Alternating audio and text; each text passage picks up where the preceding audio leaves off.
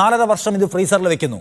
അതിന്മേൽ ഇപ്പോഴും നിയമനിർമ്മാണം എന്ന് പറയുന്ന സ്റ്റെപ്പ് ചെയ്യാൻ കഴിഞ്ഞിട്ടില്ല. അതിനുവേണ്ടി കമ്മിറ്റി ഉണ്ടാക്കിയിട്ടില്ല, ലീഗൽ അഡ്വൈസ് എടുക്കുന്നില്ല, ഒന്നും എടുക്കുന്നില്ല. ഇപ്പോഴും ഏതോ നയം ഉണ്ടാക്കാനും കോൺക്ലേവ് ഉണ്ടാക്കാനുമാണ് നമ്മൾ ഇപ്പോഴും ശ്രമിച്ചുകൊണ്ടിരിക്കുന്നത്. അതിന് ലീഗൽ അഡ്വൈസ് തരാൻ കഴിയാത്ത കുറേ സിനിമക്കാർ മാത്രമാണ് ആ കമ്മിറ്റിയിലുള്ളത് എന്ന് നമ്മൾ കാണുന്നുണ്ട്.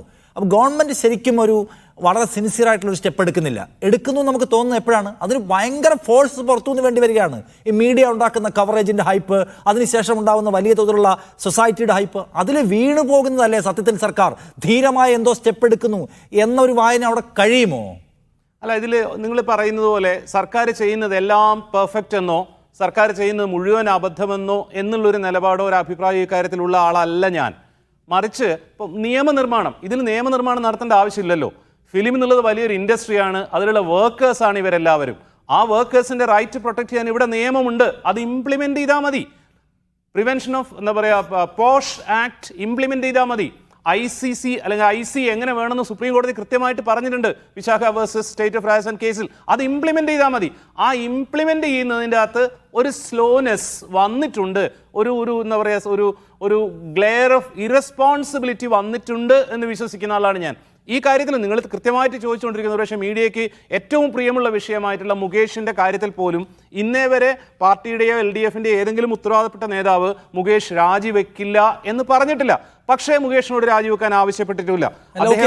ശരി, അതൊരു ഉത്തരവാദിത്ത പ്രശ്നം അല്ലെങ്കിൽ ഉണ്ടാവുന്ന താമസം അത് എന്തെങ്കിലും ആയിക്കോട്ടെ.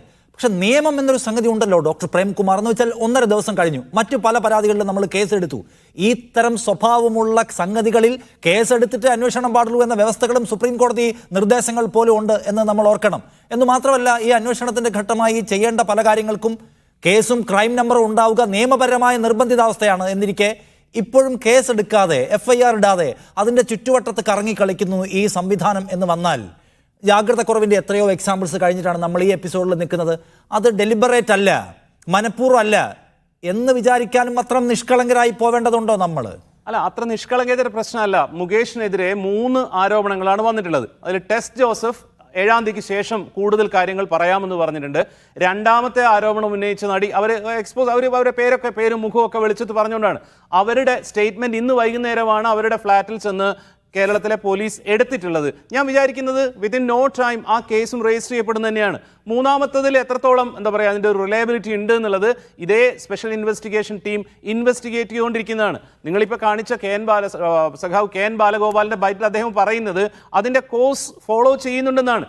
ബാക്കി റിവീൽ ചെയ്യപ്പെട്ട എല്ലാ കേസുകളിലും ഞാൻ പറയും law is taking it's on course. പക്ഷേ ഇതെല്ലാം നടക്കുന്നത് വളരെ, അതായത് ജെൻഡർ ഇനിക്വാലിറ്റി എന്ന് പറയുന്ന എക്സ്പ്ലോയിറ്റേഷനോ ഒക്കെ നോർമൽ എന്ന് വിചാരിച്ചു കഴിഞ്ഞിരിക്കുന്ന ഒരു സമൂഹത്തിലാണ്. ഗർഭിണിയായ ഭാര്യയെ ഒരു ചവിട്ടങ്ങ് ചവിട്ടിയാൽ എന്തപ്പോൾ കുഴപ്പം, ഒന്നും സംഭവിച്ചിട്ടില്ലല്ലോ എന്ന് പറയുന്ന, എന്നെയും നിങ്ങളെയും പോലെ ആശ്വസിക്കുന്ന അല്ലെങ്കിൽ ലൈറ്റായിട്ട് എടുക്കുന്ന ഒരു നാട്ടിലാണ് നമ്മൾ ജീവിക്കുന്നത്. ആ നാടിനെ നവീകരിക്കാനുള്ള സവിശേഷമായ ബാധ്യത പേറുന്ന ഒരു രാഷ്ട്രീയം, അവരാണ് കേരളം ഭരിക്കുന്നത് എന്നത് കൂടി നമ്മളുടെ ഒരു അധിക എക്സ്പെക്ടേഷനകത്ത് വരും എന്നത് കാണേണ്ടതാണ്. തീർച്ചയായിട്ടും ആ പ്രതീക്ഷ കൊണ്ട് തന്നെയാണ് ഈ ഒരു ഡിലേ പോലും നമുക്ക് നിരാശ ഉണ്ടാക്കുന്നു, സങ്കടം ഉണ്ടാക്കുന്നു, കൺഫ്യൂഷൻ ഉണ്ടാക്കുന്നു എന്ന് ഞാൻ പറയുന്നത്.